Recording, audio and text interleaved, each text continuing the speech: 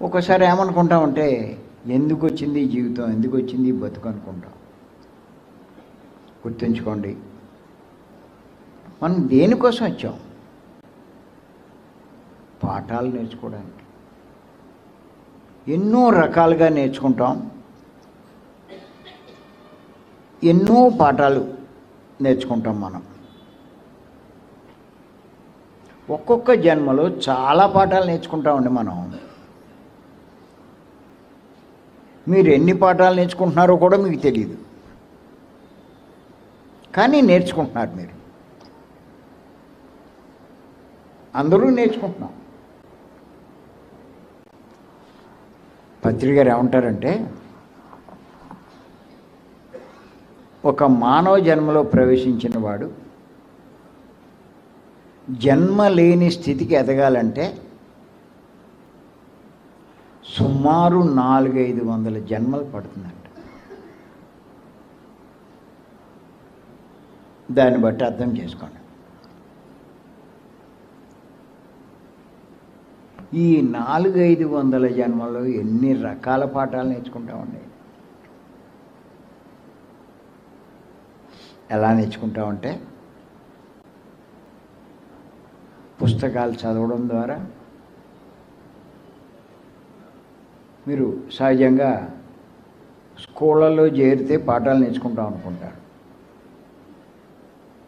అక్కడ కొన్ని నేర్చుకుంటాం. ఇతరుల ద్వారా, గురువుల ద్వారా, కుటుంబ సభ్యుల ద్వారా, పిల్లల ద్వారా, మీకంట చిన్నవారి ద్వారా, మీకంట పెద్దవారి ద్వారా, ప్రకృతి ద్వారా, ప్రకృతిలో జరిగే సంఘటనల ద్వారా, ఇలా ఎన్నో రకాలుగా నేర్చుకుంటాం. ఎవరు నేర్చుకోగలరు అంటే ప్రతిదీ గమనించగలిగిన వాళ్ళు బాగా నేర్చుకుంటారు. చూసి సహజంగా వదిలేస్తే ఏమి నేర్చుకోలేరు. గమనించాలి. అంతేకాదు, ఎవరైతే బుద్ధిని బాగా వికసింప చేసుకుంటారో వాళ్ళు చాలా బాగా నేర్చుకుంటారు. ఇప్పుడు మనం ఈ మార్గంలోకి రావడం వల్ల, ఈ క్లాసుల్లోకి రావడం వల్ల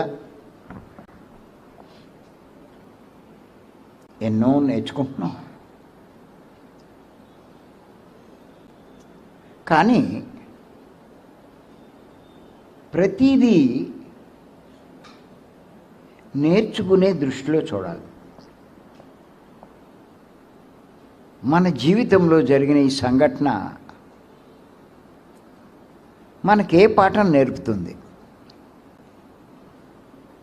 ఆ కోణంలో మీరు ఎలా నేర్చుకోవాలో మీకు ఉదాహరణ చెప్తాను.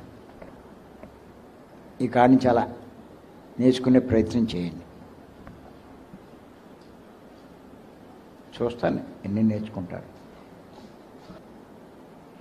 ఏది చూసినా మీకు ఏమీ నేర్చుకునేందుకు కనిపించట్లేదు అనుకోండి, ఇది పని చేయట్లేదని లెక్క. చూడండి, ఒక మొక్కని కానీ, ఒక చెట్టుని కానీ, ఒక వృక్షాన్ని కానీ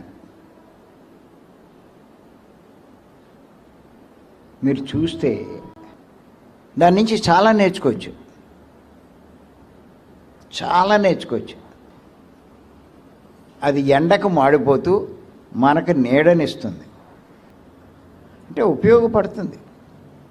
మనం ఏం చేస్తాం? మనం బాగుపడుతూ ఇతరులను పీడిస్తూ ఉంటాం. మన బాగు కోసం, బిర్యానీ కోసం ఏం చేస్తాం? కోడిని బాధిస్తాం. ఎంత తేడా ఉందో చూడండి, వృక్షానికి మనకి.